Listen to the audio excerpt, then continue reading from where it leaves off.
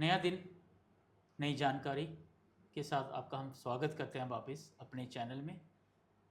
एक नया दिन के साथ नई शुरुआत तो हम लोग करते हैं, साथ में मुझे लगता है कि हमें नई जानकारी भी ज़रूरत है। आज हमारे साथ हैं डॉक्टर तन्वी गुप्ता, BAMS हैं वो, और काफ़ी देर से वो आयुर्वेद के द्वारा ही लोगों की चिकित्सा कर रही हैं और उन्हें ठीक भी कर रही हैं। नमस्कार, आपके मन में बसने वाले प्रभु को मेरी प्रणाम। मैम, आपका स्वागत है हमारे प्रोग्राम में। तो शुरुआत क्वेश्चंस की ऐसी है मैम, आजकल कोई भी बीमार होता है तो हम लोग करके मेडिकल बॉक्स से मेडिसिन निकालते हैं और खा लेते हैं, और हमें लगता है कि हमने सिम्टम्स को ख़त्म कर दिया। जी कितना सही है? सर, बिल्कुल गलत है। ये बिल्कुल गलत है। हमें सिम्टम के अकॉर्डिंग ट्रीटमेंट थोड़ी देर के लिए हमें अच्छा लगता है, बट इनिशियली जब वो सिम्टम्स एग्रावेट होते हैं तब हम डॉक्टर के पास भागते हैं। तो हमें हमेशा रोग की जड़ की तरफ ही जाना चाहिए और रोग को जड़ से ख़त्म करने के लिए ही कोशिश करनी चाहिए। आयुर्वेदिक की बात करें मैम, आपने यही प्रोफेशन क्यों चुना? आप एंटरप्रेन्योर कर सकती थी, आप कुछ अलग कर सकती थी, आयुर्वेदा में ही क्यों? Sir, to be honest, 12th में मेडिकल था, तो स्टार्टिंग से यही सोचा था कि डॉक्टर ही बनेंगे। जी। पर फिर कुछ सर्कमस्टांसेस ऐसे हो गए और मेरे पापा की विल थी कि मैं डॉक्टर ही बनूं, तो फिर मैं आयुर्वेदा में पहुंच गई। वो कुछ सर्कमस्टांसेस ही ऐसे बन गए। आयुर्वेदिक और जो आधुनिक चिकित्सा है, एलोपैथी जिसको हम आम भाषा में बोलते हैं, सबसे बड़ा अंतर किसे मानती हैं आप? दोनों चिकित्साएं अपनी अपनी जगह पे पेशेंट्स को ठीक करना ही उनका उद्देश्य रहता है, बट आयुर्वेद के लिए मैं ये कहना चाहूँगी कि आयुर्वेद चिकित्सा जो है वो लोगों के सिम्टम्स नहीं, जो रोगों के चिन्ह होते हैं या लक्षण होते हैं किसी भी बीमारी के, उसको तो देखता ही देखता है। साथ में वो ये देखता है कि वो चिन्ह किस वजह से आ रहे हैं, रोग की उत्पत्ति का कारण क्या है, जिसको हम निदान कहते हैं।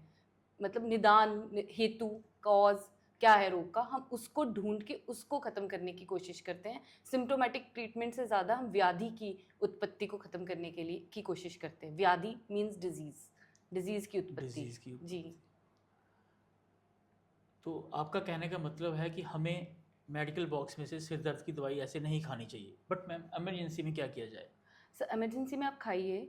सिर दर्द हो रही है आपको, इमरजेंसी में आप खा लीजिए। उस टाइम पे आप किसी डॉक्टर से, मे बी वो रात को अगर आपको कोई प्रॉब्लम हो रही हो जी। तो आप किसी डॉक्टर से कंसल्ट नहीं कर पा रहे हैं, बट फिर भी एक दिन अगर वो सिम्टम आपको दोबारा से आता है तो देन यू हैव टू, कभी वो सिर दर्द की बात कर रहे हैं हम, तो सिर दर्द हो सकता है हमें किसी एग्जर्शन की वजह से है, या कोई सन स्ट्रोक हो गया है हमें, तो हमें उस रीज़न को रूल आउट करना इज़ वेरी इंपॉर्टेंट। हेडेक की वजह से भी हमें, आई साइट की वजह से भी हमें हेडेक हो सकती हो है, सकती तो है। उस रीज़न को रूल आउट करना is very important. Symptomatic treatment once is okay, but अगर वो दोबारा से आपको अपेयर हो रहा है सिम्टम, तो यू शुड रूल आउट कि वो रीज़न, उसका रीज़न क्या है, उसकी प्रॉब्लम क्या है। ओके। क्या आज की युवा पीढ़ी आयुर्वेद में रुचि ले रही है? जी यदि सर। हाँ, और क्यों? जी जी, बिल्कुल ले रही है। मुझे ऐसा लगता है कि आजकल की युवा पीढ़ी, मुझे बहुत ज़्यादा क्वेरीज आती हैं, जी। मुझे बहुत ज़्यादा क्वेश्चंस पूछे जाते हैं। काफ़ी मेरे जूनियर्स हैं, इवन मेरे घर से ही स्टार्ट हो जाइए। अगर मैं अपने बच्चों को भी कुछ ट्रीट करना हो ओके। तो मैं आयुर्वेद से ही स्टार्ट करती हूँ। तो युवा पीढ़ी ले रही है, मेरे कज़न्स हैं, सब कुछ है। जब उनको बेनिफिट मिलता है तो वो मुझसे पूछते हैं और वो इंटरेस्ट लेते हैं। आजकल योग, जो एक आयुर्वेद का ही प्रमुख अंग है, लोग उसकी तरफ बहुत बढ़ रहे हैं। जी, जी। तो आपने इस मुझे योग के लिए बताया कि आपने कुछ योग में भी किया हुआ है आप। जी सर, मैंने जम्मू यूनिवर्सिटी से पोस्ट ग्रेजुएशन डिप्लोमा किया हुआ है योग में। अच्छा, तो आप मतलब कि आयुर्वेदा भी के साथ योगा भी चलाती जी, हैं? ये इसका एक प्रमुख अंग था, तो मुझे कुछ करना था आगे, तो इसलिए मैंने सोचा योग से बढ़कर तो कुछ अच्छा हो ही नहीं सकता। हाँ, बिल्कुल सही। मैम, आपके अनुसार आयुर्वेदिक जीवन शैली में कौन से प्रमुख लाभ हैं? सबसे पहले, जैसे कि हमारे पुराने लोग भी कहते थे, ब्रह्म मुहूर्त में उठना। जी। आयुर्वेद में देयर इज दिनचर्या एंड रात्रिचर्या। अगर आयुर्वेद में आहार और विहार का बहुत महत्वपूर्ण योगदान है। आहार मीन्स क्या हम खाते हैं, विहार मीन हम कैसे रहते हैं। तो अच्छा। जो मतलब आयुर्वेद में आहार के खान पान में आपके लिए क्या पथ्य है, क्या अपथ्य है। पथ्य मीन्स क्या यूज़फुल है, अपथ्य मीन्स क्या यूज़फुल नहीं है। That is very important. Treatment medicine से ही सब कुछ नहीं होता, हम क्या खा रहे हैं। जैसे आयुर्वेद का प्रयोजन है स्वस्थ व्यक्ति के स्वास्थ्य को मेंटेन करना, तो उसके जी। लिए हम जो मेडिसिन, हम जो खाना खा रहे हैं, हम कैसे रह रहे हैं, वो आयुर्वेद, उसको आयुर्वेद बताता है कि आप कैसे सही कर सकते हैं। जैसे ब्रह्म मुहूर्त में जागरण, हमारे आयुर्वेद में 3 दोष हैं, वात पित्त कफ, उन्हीं के ऊपर आयुर्वेद बेस्ड है। ठीक है, तो ब्रह्म मुहूर्त में जागरण करना चाहिए आपको। फिर आपको सबसे पहले उठ के दंत मंजन करना चाहिए, जो भी रूटीन है, दैट इज़ आर दिनचर्या। और रात्रिचर्या में जैसे बताया गया कि जब सूरज डूब जाता है तो आपको उसके बाद भोजन ग्रहण नहीं करना चाहिए, क्योंकि सूरज के डूबने के साथ जो हमारे स्रोतस हैं, जिसको मॉडर्न टर्मिनोलॉजी में चैनल्स कह सकते हैं आप, वो बंद हो जाते हैं। तो जब भी हम ओके। कुछ वो इनटेक लेंगे तो वो हमारी बॉडी को न्यूट्रिशन नहीं देगा, वो हमारी बॉडी में फैट डिपोजिशन या कुछ अन्य बीमारियों को उत्पन्न करेगा। तो यही है आहार और विहार। बिहार। Ayurveda is all about this. Ma'am आपने एक बोला कि दिनचर्या तो ठीक है, सुबह उठना है, जी आपने रात्रिचर्या से कुछ वर्ड बोला। जी जी मोस्टली जो डिनर्स होते हैं शादियों के वो तो रात को ही होते हैं, सर, अब राइट उस समय क्या किया जाए? सर। टू बी ऑनेस्ट, हम भी जाते हैं डिनर्स पे, बट जब अगर वंस इन अ मंथ, या वंस इन अ मंथ ही बोलूँगी, वीक नहीं बोलूँगी, वंस इन अ मंथ तो ठीक है, यू कैन। सो दैट फिर आप अपना सुबह की दिनचर्या वैसी रखिए कि आपके बीच में सेकेंड मील में, थर्ड मील में थोड़ा सा गैप हो जाए। जैसे पुराने ज़माने में और आयुर्वेद में भी कहते थे कि लोगों को द्विकाल भोजी होना चाहिए, मतलब दिन में सिर्फ 2 बार ही भोजन करना चाहिए। जी। आजकल तो पता नहीं कितने भोजन होते हैं। सब कहते हैं कि आपको शॉर्ट एंड फ्रीक्वेंट मील्स लेनी चाहिए, बट आयुर्वेद में ऐसा नहीं था, द्विकाल भोजी माना जाता था। अगर आपको कभी डिनर्स और पार्टीज में जाना भी पड़ जाए, तो अगर आप वंस इन अ मंथ जा रहे हैं तो इट्स ओके। अगर आप नहीं जा रहे हैं, इफ़ आप चाहते हैं कि आप सही रहें, तो आप घर से खाना खा के जाएं। बड़ी बार मैं तो घर से खाना खा के जाती हूँ। ऐसा ही होना चाहिए। मैम आपने अभी बात करी कि दिनचर्या, रात रात का खाना बाहर से खाना है, जल्दी खा लीजिए, पर कहीं जगह पे हमें ये आजकल, आप जानती हैं सोशल मीडिया का जी ज़माना है, जी वो कहते हैं कि 2 घंटे के बाद खाना चाहिए। अगर आप, जैसे आपने अभी थोड़ी देर पहले ये भी हमें बोला कि वात रोगी है, पित्त रोगी है और कफज। कफ जी कफ रोगी है। जी कुछ कहते हैं अगर आप वात के रोगी हो आपको जल्दी खाना चाहिए, इस पे थोड़ा सा दृष्टिकोण डालिए, सर, ऐसा नहीं है। तीनों रोगों पे लेके। जी सर, जैसे कि आप कह रहे हैं वातज रोगी, पित्तज रोगी और कफज रोगी। रोगी तो इंसान तब बनता है जब वो इन दोषों की हमारे शरीर में वृद्धि हो जाती है। अच्छा। ऐसे तो हमारी प्रकृति है, वातज पित्तज और कफज। प्रकृति मीन्स एक इंसान की अपीयरेंस। हर कोई इंसान 2 दोषों की प्रकृति से बनता है, ठीक। या तो वो वात पित्तज होगा, या वो पित्त कफज होगा, या फिर वो वात कफज होगा। ओके। ठीक है, तो अब प्रकृति पे डिपेंड करता है। जैसे मैं आपको देख के कह सकती हूँ कि आपकी प्रकृति जो है वो पित्त वातज होनी चाहिए या वात पित्तज होनी चाहिए। ऐसे वो दैट क्या इज चीज़ हुआ अपीयरेंस। मतलब? Appearance appearance. अच्छा, अपीयरेंस अपीयरेंस से भी पता चल जाता है। Appearance, okay. आपका बिहेवियर, आपका विहार, आपका आहार, जैसे इन सब चीज़ों से पता चल जाता है। जैसे मैं अपनी बात करती हूँ, मेरी प्रकृति है कफ पित्तज। अच्छा। ठीक है, तो उसमें कुछ लक्षण हैं जो आयुर्वेद में वर्णित किए गए हैं, उनके बारे में हम उनसे रिलेट करते हैं पेशेंट्स को कि अपीयरेंस, उसको भूख कैसी लगती है, उसको नींद कैसी आती है, उसका बिहेवियर कैसा है, इवन उसको सपने कैसे आते हैं। दैट शोज हिज और हर मेंटल, कैसी उसकी ग्रोथ हो रही है, मेंटल कैसी उसकी, मतलब पीस है उसे या नहीं है, वो ये सब। फिर जब हम देखते हैं कि इन लक्षणों में वृद्धि हो रही है, मतलब वो बढ़ रहे हैं, तो दैट इज वातज, उसको वात रोग की तरफ अच्छा। जा रहा है वो। कुछ पित्तज के लक्षणों में वृद्धि हो रही है, तो दैट इज पित्तज। जैसे किसी को बहुत भूख लग रही है, या बहुत गुस्सा आ रहा है, तो दैट इज पित्तज। जैसे किसी को बहुत नींद आती है, या उसको बहुत मोटापा हो रहा है, दैट इज कफज। और वातज में जैसे कोई बहुत लीन हो रहा है, किसी का वेट गिर रहा है, किसी के जॉइंट्स में पेन है, तो उसमें हम कह सकते हैं कि इसमें संभवतः वातज दोष की वृद्धि हो चुकी है। These are doshas. ओके। जी तो ऐसा नहीं है कि मुझे, जैसे फॉर एग्जांपल कोई एक इंसान है उसको गैस बनती है बहुत ज़्यादा, जी जी तो वो वात रोग हुआ? जी नहीं नहीं, नहीं। ऐसा नहीं। गैस, सर, ऐसे किसी एक सिम्टम को देख के हम डिस्क्राइब नहीं कर सकते कि इसको कौन सा रोग है। रोग है। तो अगर लेमेंस लैंग्वेज में जाना हो, कॉमन लैंग्वेज में जाना हो, अपने आप को समझाना हो, अगर वो थोड़ा बहुत गूगल पढ़ के आया हो कि वात पित्त कफ है, तो ऑब्वियसली फिर मैं उसको ये बोल सकती हूँ कि आपका पित्त बड़ा हो सकता है। अच्छा। ठीक जी, आजकल गूगल के डॉक्टर भी बहुत मिलते राइट, हाँ हैं, जी, है ना? तो आप वो लोगों के पास घर भी से ही आते लोग रहते स्टडी होंगे। करके आते हैं ना, हाँ हाँ। तो इसलिए। ठीक है मैम, ये तो चर्चा है ही है। कौन से आम रोग हैं जिनका उपचार आप नियमित रूप से आयुर्वेद के माध्यम से करती हैं? मैं नियमित रूप से आयुर्वेद से किन रोगों का उपचार कर रही जी हूँ। बिल्कुल। जैसा कि जितने भी रोग हैं ना, उनकी उत्पत्ति हम कहते हैं जठर से होती है। जठर मीन्स स्टमक। जठरग्नि, डाइजेस्टिव फायर बोल दीजिए, क्योंकि Right. बहुत से लोगों को आयुर्वेद की भाषा समझ में नहीं आएगी, तो उनको समझाने के लिए फिर हमें मॉडर्न टर्म्स यूज़ करनी पड़ती हैं। कि हम बात कर रहे थे कि किन रोगों का हम नियमित उपचार करते हैं, तो जठरग्नि से ही सब रोगों की उत्पत्ति मानते हैं आयुर्वेद में, तो हमने वहीं से स्टार्ट किया था। हाइपर एसिडिटी, लूज मोशंस, जितने भी रोग हैं, जैसे किसी को एक्ने है तो अच्छा। उसकी जठरग्नि ही संभवतः दूषित हुई हुई है, खराब हुई हुई है, तो हम वहीं से रोगों को नियमित रूप से उसका उपचार करते हैं। और स्त्री रोगों पे थोड़ा सा फोकस किया था, अच्छा, इन्हीं रोगों पे जी। क्या आयुर्वेद में कुछ ऐसी दवाई हैं जिनका सलाह के नहीं करना चाहिए? सर किसी भी मेडिसिन का नहीं। मैंने जब आयुर्वेद ज्वाइन किया था तब मैंने ये सुना था आयुर्वेद दवाई के कोई साइड इफेक्ट नहीं होते, हाँ, पर जब सभी हमने ने यही पढ़ा सुना है। तो ऐसा कुछ नहीं है। फिर लोग कहते हैं कि आयुर्वेदिक दवाई टाइम लेती है ठीक होने के लिए, ऐसा हाँ। भी कुछ नहीं है। अगर आप प्रॉपर किसी चिकित्सक की गाइडेंस में सब कुछ कीजिए।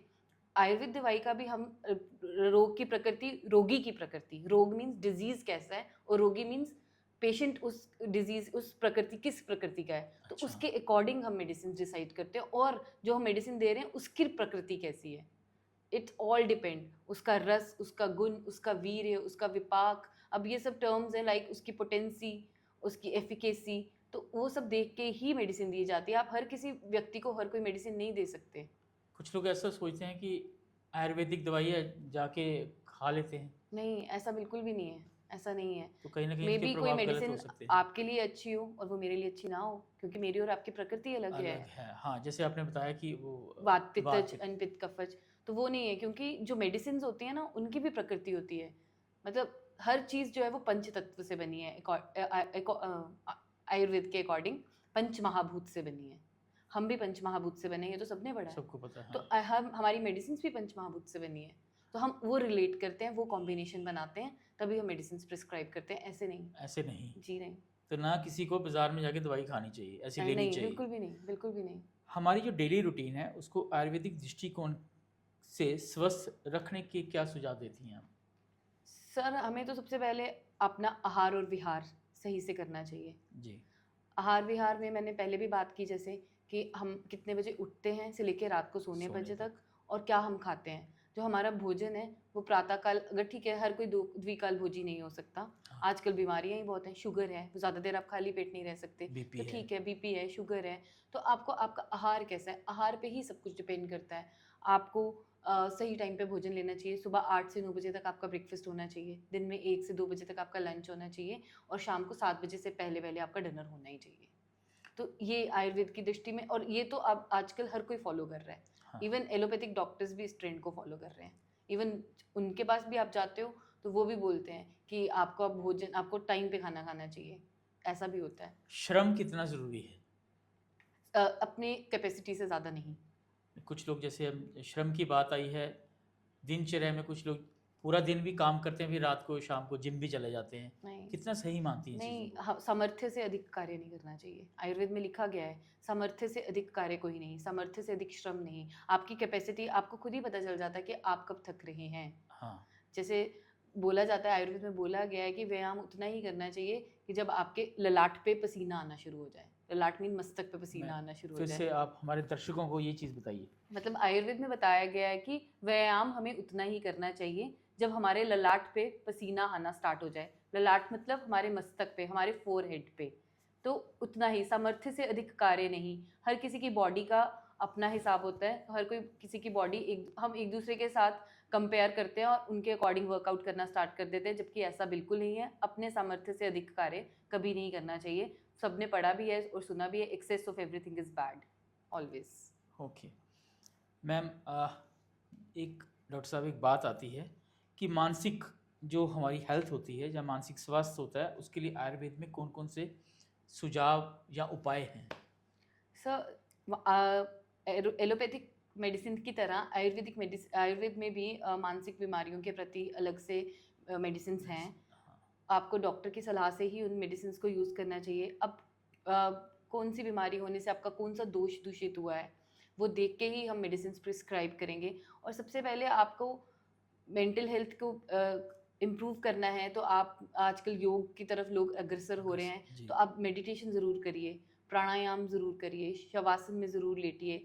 अगर आप अपने काम से थक के आ रहे हैं, अगर आप शवासन में भी 5 मिनट लेटिएगा ना तो आपको बहुत अच्छा महसूस होगा। आपको मेंटल हेल्थ को इम्प्रूव करने के लिए ब्रह्म मुहूर्त में जागिए, सुबह वॉक कीजिए और अपने जिस भी ईष्ट को आप मानते हैं जी। उनकी तरफ ध्यान ज़रूर कीजिए। मेडिसिन का पॉइंट ऑफ व्यू तो यही है कि बिना कंसल्टेशन के नहीं खानी चाहिए। नहीं, बिल्कुल भी नहीं। पर लोगों का ये मानना है कि आयुर्वेदिक मेडिसिन की साइड इफेक्ट नहीं है, बट आपने उसको भी क्लियर किया जी कि बिल्कुल हर है। एक की जठा अग्नि नहीं, वात पित्त दोष अलग अलग है, बिल्कुल तो बिल्कुल, उसके प्रकृति हिसाब अलग से है। प्रकृति अलग है, जी उससे नुकसान हो सकते बिल्कुल हैं। होता है। मैम जैसे किसी को सिर दर्द होती है, एलोपैथिक होम्योपैथिक में कुछ फास्टेस्ट मेडिसिन हैं हाँ कि जी। खा लो सिर दर्द ठीक हो जाएगी, या बदन दर्द ठीक हो जाएगी, या एंजाइटी ठीक हो जाएगी। क्या आयुर्वेद में ऐसी कुछ मेडिसिन होती हैं? सब बिल्कुल होती हैं। आयुर्वेद मेडिसिन में भी पेन किलर्स होती हैं, बट अब वो मैं पेन किलर्स हम हर किसी को ऐसे रैंडम नहीं मिलती। नहीं मिल सकती। जी बिल्कुल नहीं मिलती। अब सिर दर्द है तो किसी की भी एग्जांपल ले लीजिए आप, उसकी बॉडी में आम की उत्पत्ति भी हो सकती है। आम मीन्स कुछ अनडाइजेस्टेड फूड आपकी बॉडी में रह गया है, दैट अच्छा। Will lead to headache definitely. अब हमें ओह। हाइपर एसिडिटी होती है। हाइपर एसिडिटी लोग भी कहते हैं कि गैस हाँ, सिर पे चढ़ गई जी, बिल्कुल बिल्कुल। तो वो हेडेक है। तो हम उस रूट कॉज को ढूंढते हैं कि उसका आम तो नहीं बन रहा था, उसका पिछले 1 वीक का लाइफस्टाइल कैसा रहा, उसने कैसा इनटेक अच्छा, किया, उसने ओके। कैसा क्या खाया, कहाँ गया, तो उसके अकॉर्डिंग फिर हम ट्रीटमेंट देते हैं। देन हम 5 दिन के बाद उसको फॉलोअप के लिए बुलवाएंगे, फिर हम देखेंगे कि जो हमने मेडिसिन प्रिस्क्राइब की थी उससे उनको फ़र्क लगा या नहीं लगा। नहीं लगा then will find some other way. तो अल्टीमेटली मतलब फ़र्क मिलना चाहिए पेशेंट को। तो कहने का आपका ये तात्पर्य है कि उपचार के साथ ही अब आयुर्वेदा मेडिसिन दी जाती हैं। जी और बिल्कुल। आपने एक बड़ी अच्छी बात मुझे लगी कि मुझे दर्शकों को ये बोलना चाहिए कि ये सीधे अ, बीमारी पे काम नहीं करते, उसकी जड़ पे आप लोग काम बिल्कुल करते सब हैं। बिल्कुल, हाँ इसलिए जी। लोग कहते हैं कि आयुर्वेदिक डॉक्टर के पास नहीं जाना है, क्योंकि बहुत समय लगाते हैं बहुत वो समय लोग। लगाते हैं जी। शायद उनकी मेडिसिन भी एक्सपेंसिव होती हैं शायद। सर एक्सपेंसिव ऐसा नहीं होता। There are 2 type of medicine. हाँ जी। काष्ठ औषधि बोलते हैं और रस औषधि बोलते हैं। रस औषधि में there is formulation of like स्वर्ण, पर्ल, मोती, सोना, सोने की भी कुछ फॉर्मुलेशंस होती हैं। वो कुछ महंगी हो सकती हैं, बट कुछ मेडिसिन तो बहुत नॉमिनल प्राइस में मिलती हैं। ऐसा नहीं होता। वो फिर हम देखते हैं कि पेशेंट को कितनी जल्दी रिलीफ चाहिए, तो हम उसको उसको उसके अकॉर्डिंग मेडिसिन डाली जाती है। रस औषधि से आपको बहुत जल्दी आराम मिलता है और बहुत इजीली मिल जाता मिल है। जाता है। हाँ जी। मैम एक बात, आपकी क्वेश्चन एक आप हमें आंसर बता रहे हैं, उसमें से ये निकली है कि आपने हमें बोला कि स्वर्ण, मोती, ये जी चीज़ ये सच में डाले जाते हैं? जी सर, इनका शोधन किया जाता है पहले। अच्छा। शोधन मीन्स इनको प्यूरिफाई किया जाता है। There is okay. प्रोसीजर्स इनको प्यूरिफाई करने के लिए। तभी किसी ने सही बोला कि आप अगर आप बीमार हैं, आप चांदी के गिलास में, हाँ सोने के गिलास में, जब हाँ तांबे वो के गिलास में, बिल्कुल, हाँ जी। तो कभी कभी आजकल एक ट्रेंड है कि तांबे के गिलास में नहीं, तांबे के गिलास में साथ साथ लोहे की कढ़ाई में लोहे खाना की बनाते हैं कढ़ाई में लोग। खाना खाना है, इसमें अलग अलग है। राइट। पर कुछ लोग कहते हैं कि बरसात में नहीं इसका उपयोग करना चाहिए, तो ये थोड़ा सा मिथ को थोड़ा सा क्लियर सर कीजिए। बरसात में ऐसा कहा जाता है कि बरसात में जो हमारे दोष होते हैं वो थोड़े से विशेट हो गए होते हैं, मतलब दूषित हो गए होते दूषित हैं। हो गया है। तो इसमें बर्तनों का या किसी मेडिसिन का कुछ पॉइंट ऑफ व्यू नहीं है। हम नहीं, प्रकृति के अकॉर्डिंग, वही मैंने आपको बोला, उपचार कौन सी प्रकृति के द्वारा उसमें है। कौन सा दोष दूषित हुआ है रोगी में, उसकी क्या प्रकृति है, उसके अकॉर्डिंग हम उसको मेडिसिन प्रिस्क्राइब करेंगे। कर सकते तो इट विल हेल्प हिम और हर डेफिनेटली। मेरे जो दर्शक देख रहे हैं उनमें से कई ये भी सोच रहे होंगे कि मेरे घुटने में दर्द है, ऑइंटमेंट मिल जाती हैं? से मिलती हैं। मिल जाती हैं। जी बिल्कुल। ऑइंटमेंट, तेल मिलते हैं। मिलते महानारायण हैं। तेल है, नारायण हाँ। तेल है, शीरबला तेल है। बट अब आप हर किसी को वो नहीं ना लगा सकते। अब किसी को बोन्स की प्रॉब्लम है, किसी को मसल की प्रॉब्लम है, किसी को नर्व की प्रॉब्लम है, तो हम उसके अकॉर्डिंग ऑयल प्रिस्क्राइब करेंगे, बट हम जब एज के अकॉर्डिंग प्रिस्क्राइब करेंगे। करें, अच्छा, जी। पर यहाँ पे तो मेरे घुटने में दर्द हो रही है, ले आओ क्रीम लगा लो, स्प्रे कर लो। वो सर लोकली आपको उसको अप्लाई करते हैं ना, दैट इज एनाल्जेसिक, मतलब वो पेन किलर है। तो आपकी बात में वापस आता हूँ कि आप जड़ पे काम करते हैं। जी सर, हम तो, मुझे घर पे कुछ नहीं मिलता। अगर घर पे किसी के दर्द हो रही हो तो मैं तो उसको तिल तेल को थोड़ा सा गर्म करके वो अप्लाई कर देती हूँ। हाँ मैम, इस पर थोड़ा दृष्टिकोण डालिए कि जैसे मेरी सिर दर्द है, मेरे पेट में दर्द है, कुछ छोटे छोटे टिप्स बिट्स हमारे दर्शकों को दीजिए। सर जैसे अब सिर दर्द है, अगर किसी को, जी। अगर उसको हाइपर एसिडिटी की वजह प्रॉब्लम है हाँ जी। रहती है, तो उसको थोड़ा सा अपने खान पान में को करना होगा, दही को बंद करना चाहिए। अब सबको ये भी मिथ है कि दही जो है वो ठंडा होता है, बट हमारे आयुर्वेद के अकॉर्डिंग तो दही तो उष्ण है, अम्ल पित्त कारक है, मतलब वो तो एसिडिटी करता है। और ये तो मैंने खुद अपनाया हुआ है, मैंने तो खुद दही का सेवन नहीं करती। तो अच्छा। जैसे ये आपको उसको बंद करना चाहिए। हमारे आयुर्वेद में तो बताया गया है कि ना नक्तम दधि भुंजीतम, रात को दही का सेवन बिल्कुल नहीं करना चाहिए। और यहाँ पे तो लोग रायते बना के रात को ही खाते हैं, हाँ। पार्टीज में रायते बन रहे हैं। तो मुझे सब, मेरे घर में भी सब बोलते हैं, but still I follow this, I follow Ayurveda. Okay ma'am, एक चीज़, कुछ आपके अनुभव में कोई ऐसा रोगी या कोई ऐसा केस जिसको देख के आपको विशेष संतुष्टि, संतोष और प्रेरणा मिली? जी सर, बिल्कुल है मेरे अनुभव में। मैं नाम नहीं लूँगी उनका, बट वो पहले आयुर्वेद को बिल्कुल नहीं मानते थे। तो उन्होंने मुझे बोला आप कहते हो ये नहीं खाना, आप कहते हो वो नहीं खाना, प्रॉपर आहार खाना, प्रॉपर विहार करना, अगर यही सब करना तो फिर डॉक्टर की ज़रूरत ही क्या है। उन्होंने हाँ, मुझे ये बोला। बिल्कुल। फिर मैंने उनको बोला कि मैंने आपको आयुर्वेद का प्रयोजन बताती हूँ। स्वस्थ व्यक्ति के स्वास्थ्य की रक्षा करनी है और आतुर व्यक्ति के विकार का प्रशमन करना, खत्म करना। तो ओके। अगर हम आपके स्वास्थ्य की रक्षा करने के लिए ही आपको कहते हैं कि आप ये आहार और विहार फॉलो करो। आप रात को 7 बजे के बाद कुछ मत खाओ। आप टिंडे, परवल, करेले, घिया, तोरी, इन सब्जियों को खाओ, इन पे ऐसे नाम फोकस बोले जो करो। जिनसे सारे दूरी ही बनाना दूर ही चाहते हैं। भागते हैं। तो सर इन्हीं लिए तो ये बनी है। आप वंस इन अ वीक आप दूसरी कोई सब्जी खा लीजिए तो आपको ठीक रहेगा। पर जब आपको पता है आपको कोई प्रॉब्लम है तब भी नहीं, अगर प्रॉब्लम नहीं है तब भी स्वस्थ व्यक्ति के स्वास्थ्य की रक्षा करना। आप ये सोचिए ना, आजकल ही तो इतने डिजीजेस क्यों हो रहे हैं। हर मतलब तीसरे चौथे इंसान में हमें कैंसर सुनने को मिलता है, हाँ, कोई ये हार्ट डिजीज सुनने को मिल रही है, कोई स्ट्रोक हो रहा है किसी को, बच्चे ओबीस हो रहे हैं। हाँ, ओबेसिटी बच्चों में तो मेन रीजन क्या है? ओबेसिटी, चिप्स, कोल्ड ड्रिंक, हाँ, कुरकुरे। तो इन सब चीज़ों को से दूर भागना है ना, इन सबको ख़त्म करना है। तो यही तो स्वस्थ व्यक्ति के स्वास्थ्य की रक्षा तो हम तभी कर सकेंगे ना। तो फिर मैंने उनको बोला, एंड ही फॉलोज आयुर्वेदा। उनको मैंने मेडिसिन दी। मेरी एक फ्रेंड है, मुझे भी कभी कोई प्रॉब्लम होती है तो I would love to mention her name. Sonal है उसका, और उसके हस्बैंड ऋषि। मुझे जब भी कोई प्रॉब्लम होती है तो मैं उनसे हमेशा गाइडेंस लेती हूँ। मैं डॉक्टर उनसे भी बीमार होते हैं, बिल्कुल बिल्कुल सर, वो भी ह्यूमन गाइडेंस है। होती हूँ। किसी पेशेंट को ट्रीट करने में मुझे कोई प्रॉब्लम आ जाए तो आई शुड एडमायर देम। वो मेरे सीनियर हैं, सीनियर भी हैं, जो भी हैं प्रैक्टिस में वो मेरे से आगे हैं। तो मैं उनसे हमेशा पूछती हूँ, तो वो मुझे हमेशा सही से गाइड करते हैं। तो एक तरह से वो मेरे गुरु भी हैं। कह सकते हैं हम टीम वर्क भी कह सकते हैं, राइट, गुरु के बिल्कुल, साथ टीम वर्क हाँ हो सकता बिल्कुल है। बिल्कुल। मैम, कैंसर की आपने बात की, कैंसर का उपचार आयुर्वेदा में है? से कैंसर का उपचार आयुर्वेद में कैंसर के बारे में बताया तो गया हुआ है, हमने पढ़ा था। कर्कट अर्बुद करके बोलते हैं इसको, अच्छा। कर्कट।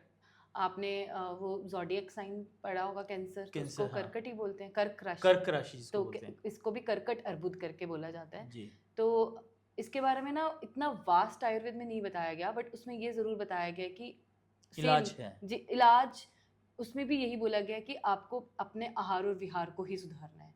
जब ये बीमारी हो जाए, आयुर्वेद में ये स्पष्ट बोला गया है कि जब आपको लगता है कि किसी भी पेशेंट को आप ट्रीट नहीं कर सकते, वो 4th स्टेज में पहुंच चुका है, तो आपने इसको नहीं लेना है, आपने इसको डिनाई कर देना है। अच्छा। वो आपके यश की हानि करेगा। जी जी। बिल्कुल। तो इसलिए जब हमें लगेगा, अगर मैं किसी को बेवकूफ़ नहीं बना सकती कि हाँ जी आप आइए आयुर्वेद में तो मैं आपका कैंसर ठीक कर दूँगी, नहीं ऐसा हो। कुछ नहीं है। कैंसर्स के लिए अब जो इन्वेंशन हुई है, like रेडियोथेरेपीज, chemotherapies and whatsoever treatments, हाँ। उनमें उनका ज़्यादा अच्छा ही है। मैं उनको एक लाइफस्टाइल, एक डाइट वो बता सकती हूँ कि आपको क्या डूज हैं और क्या डोंट्स हैं, वो आपको Okay. करना चाहिए, so that you can maintain your life style, healthy life style in future. Okay.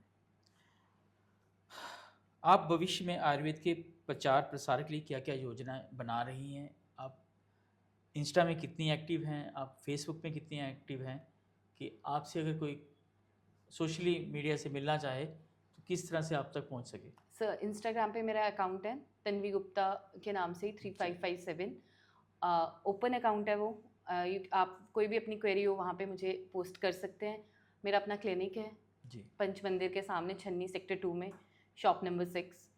और साथ में मैं जॉब भी करती हूँ, तो मतलब साइमल्टेनियसली मिक्स्ड एफर्ट्स हैं। तो कहीं ना कहीं आप जब इस तरह से मैं बात को बताता हूँ कि आपका दिनचर्या काफ़ी बिजी रहता है, पर शाम को क्या आयुर्वेदिक आचार्य तिल की तेल की मालिश, या कुछ दिमाग में कुछ तेल की मालिश, या कि वो रिलैक्स हो सके मेंटली फिजिकली? सब थोड़ा सा मेडिटेशन करती हूँ मेडिटेशन शाम को ज़रूर, और सुबह भी योग करती हूँ 1 घंटा। हर एक को चाहिए जी, चीज़ें। सुबह ज़रूर योग करती हूँ 1 घंटा। जी। तन्वी मैम, आप डॉक्टर तन्वी, आप हमें कुछ ऐसा बताएं कि कुछ टिप्स एंड बिट्स हमारे दर्शकों को जाने से पहले बता दीजिए। मैं आप सबसे यही कहना चाहूँगी, जैसे कि मैंने बार बार इस बात पे एम्फेसाइज किया, स्वास्थ्य से स्वास्थ्य रक्षणम आतुरस्य विकार प्रशमनम च। मुझे लगता है अब तक तो सबको याद हो गया होगा।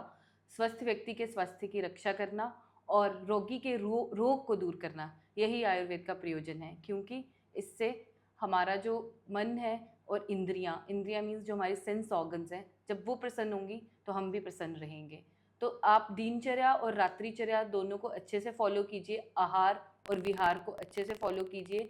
जब आपका तन स्वस्थ होगा, मन स्वस्थ होगा, तो अपने आप आपको बहुत अच्छा लगेगा, आपका हर किसी चीज़ में मन लगेगा। तो अच्छे से आहार विहार लेना चाहिए, जंक फूड को बिल्कुल अवॉइड करना चाहिए। मुझे लगता है कि अगर हम अपने बच्चों पे आज से फोकस करना स्टार्ट कर दें रिगार्डिंग जंक एंड ऑल, तो वही हमारा कल का फ्यूचर है। तो मुझे लगता है वो एक अच्छा भविष्य बना पाएंगे और एक हेल्दी भविष्य बना पाएंगे। जी। तो मुझे लगता है जंक से जंग ना लग जाए आपको, अपने आप में आपको सुधार लाना चाहिए।